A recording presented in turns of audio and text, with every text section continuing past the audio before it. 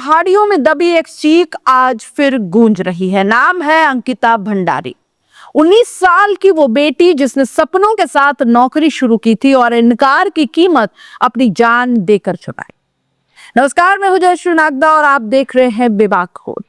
दोस्तों, सितंबर 2022 में ऋषिकेश के पास यमकेश्वर स्थित वनतारा रिसोर्ट से शुरू हुई ये कहानी आज फिर इसलिए सुर्खियों में है क्योंकि सामने आए नए ऑडियो वीडियो सत्ता के गलियारों तक सवालों की आंच पहुंचा रहे हैं। आरोप बहुत सीधे सीधे सत्ताधारी दल के बड़े चेहरों तक जा रहे हैं और यही वजह है कि यह मामला फिर से एक बार उबल पड़ा है।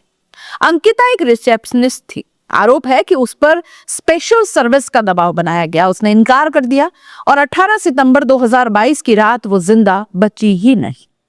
देश ने आक्रोश देखा, सड़कों पर प्रदर्शन हुए और प्रशासन ने रिसोर्ट पर बुलडोजर भी चला दिया। तब सवाल उठा था कि क्यों उसी कमरे को सबसे पहले तोड़ा गया। क्या यह कठोर कार्रवाई थी या सबूत मिटाने की जल्दबाजी? अब जो ऑडियो सामने आया है उसने बहस को एक नई दिशा दे दी है। ऑडियो में सुरेश राठौर की आवाज बताई जा रही है जिसमें वो कथित तौर पर दुष्यंत कुमार गौतम का नाम लेते सुनाई देते हैं। दावा है कि घटना वाली रात वही रिसोर्ट में मौजूद थे। बातचीत में अनैतिक संबंधों, वीडियो रिकॉर्डिंग्स और बुलडोजर चलवाने जैसे गंभीर संकेत मिलते हैं। ऑडियो में एक महिला नेता के पास कथित तौर पर वीडियो रिकॉर्डिंग होने का भी जिक्र है। सवाल उठता है कि अगर सब कुछ साफ था तो रिकॉर्डिंग्स और तोड़फोड़ की इतनी हड़बड़ी क्यों थी? मामले ने तब और ज्यादा तूल पकड़ लिया जब सुरेश राठौर की कथित दूसरी पत्नी उर्मिला ने वीडियो जारी कर सीधे आरोप लगा दिए। उनके मुताबिक गट्टू नाम से पुकारे जा रहे व्यक्ति को स्पेशल सर्विस देने से अंकिता ने मना कर दिया और यही उसकी हत्या की वजह बना।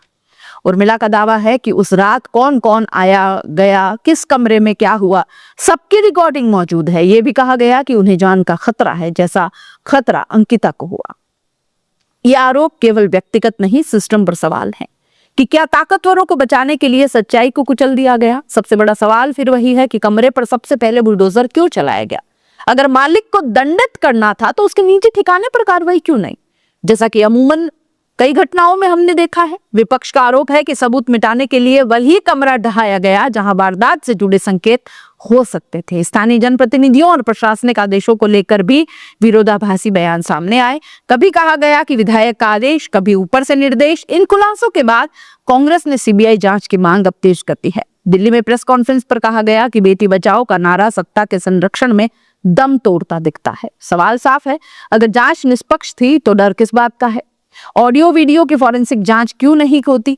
कमरे को गिराने की जल्दबाजी किसने दिखाई और क्यों? सरकार का तर्क रहा कि एसआईटी ने जांच की, लेकिन आलोचकों का कहना है कि एसआईटी स्थानीय दबावों से मुक्त नहीं होती।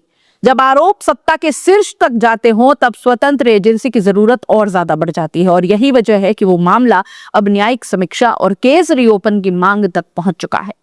अंकिता का मामला केवल एक हत्या नहीं, एक पावर पॉलिटिक्स और पैट्रोनिस्ट क्राइम की संभावित परतों का आईना है।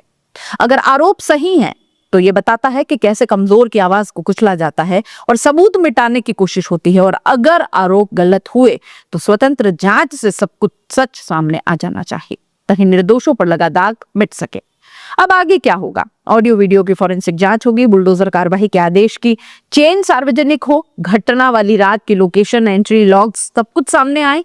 सीबीआई या न्यायिक निगरानी में जांच अंकिता की चीख आज भी सवाल पूछ रही है, क्या सच तक पहुंचा जाएगा या ताकत फिर जीत जाएगी? आप क्या सोचते हैं? कमेंट में अपनी राय जरूर लिखिए। ये कहानी भुलाने के लिए नहीं है, जवाब मांगने के लिए है और हो सकता है कि सच बहुत जल्द सामने आ जाए।